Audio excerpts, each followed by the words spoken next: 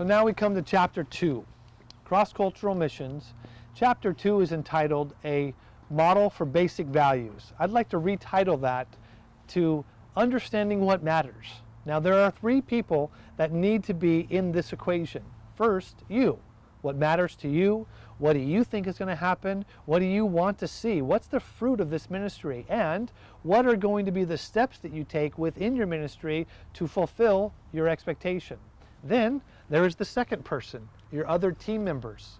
The greatest problem on the mission field is not the American crossing a culture and ministering to another. It's 2 Americans working side by side in a cross-cultural setting.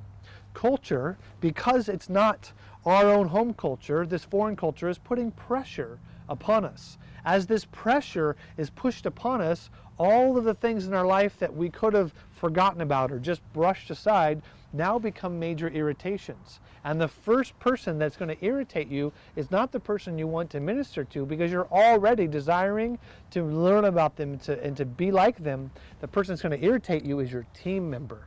So understanding yourself and your expectations and the way that you work, and then understanding your team member and their expectations and the way that they work. Let me say this. It is very simple. If we don't love each other, we cannot love them. If we say to a person in a foreign setting, I'm here to love you, they'll look at us and say, but you can't love the person that came with you from your own country. How could you love me, being from somebody from halfway across the earth? We must love each other. So what matters? What matters to me? How am I wired? What do I want to see?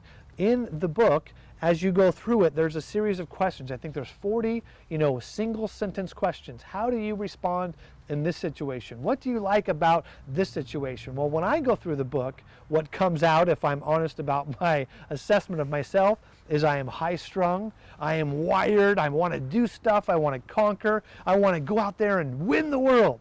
Well, another person that's sitting next to me, a team member, could go through the same questions, and what they would come with is, I'm a relaxed person. I'm not out there to finish a task. I'm out there to have a relationship.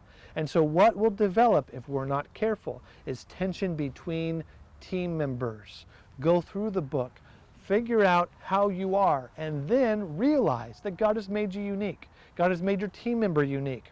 My partner in Africa that I partnered with in so many ministries, especially running a Bible college, was the exact opposite of me. I was high-strung, always doing something. He was always at home, calm, reading, mellow.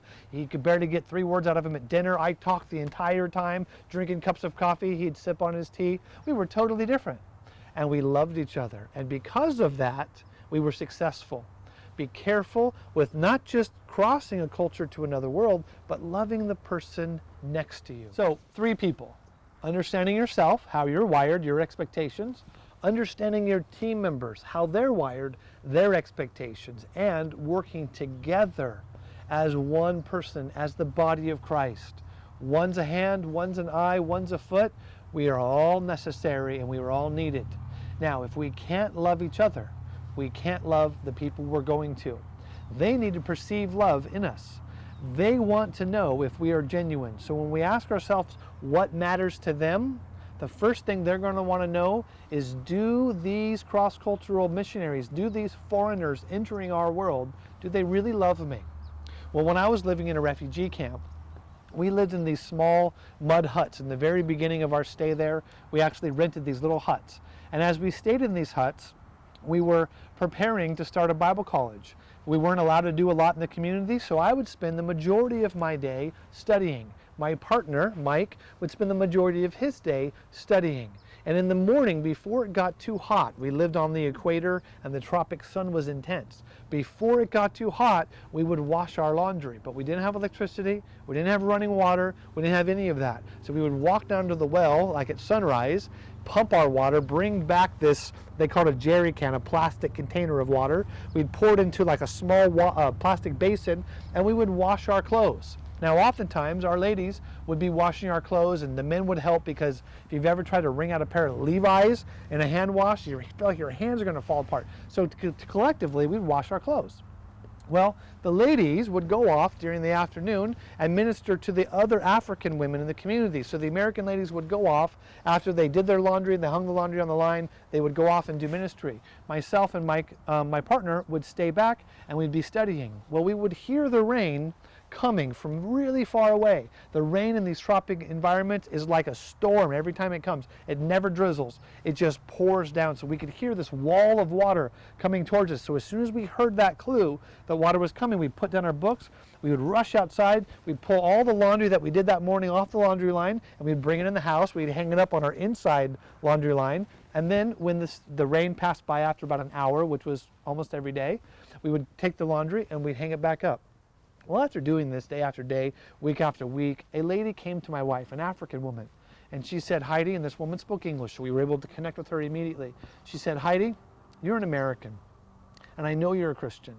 I'm an African, and I was born as a Muslim. Now, I know you've come here to tell me about God.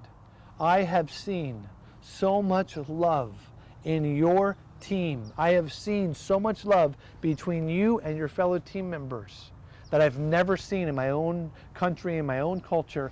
My heart is open. Even though I was raised a Muslim, I am open to hear your message. Tell me about Jesus. Well, that woman got born again. After she got saved, she brought in witch doctors that got born again. And before you knew it, this little Bible study that started turned into a huge women's group. And my wife was able to lead women, not just to the Lord, but to disciple them. How did it start? Was it great evangelism? Was it wonderful things? Was it cross-cultural knowledge and anthropology and all that stuff? No, it was love. As we loved each other, as we understood each other, as we gave each other grace, the people on the outside saw that love and they came to us with open hearts and said, share your message. So what really matters?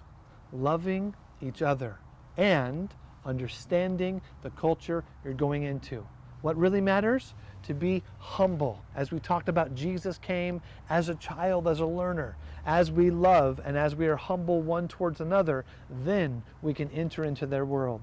Then we can enter into their lives and we can begin to serve them. As we serve each other and together we serve them, they will open their hearts. They will say, tell us about yourselves. Even through a translator, our hearts are open now that we respect you because we've seen your love. We want to hear your message. So what really matters? Love, humility, and a heart to serve.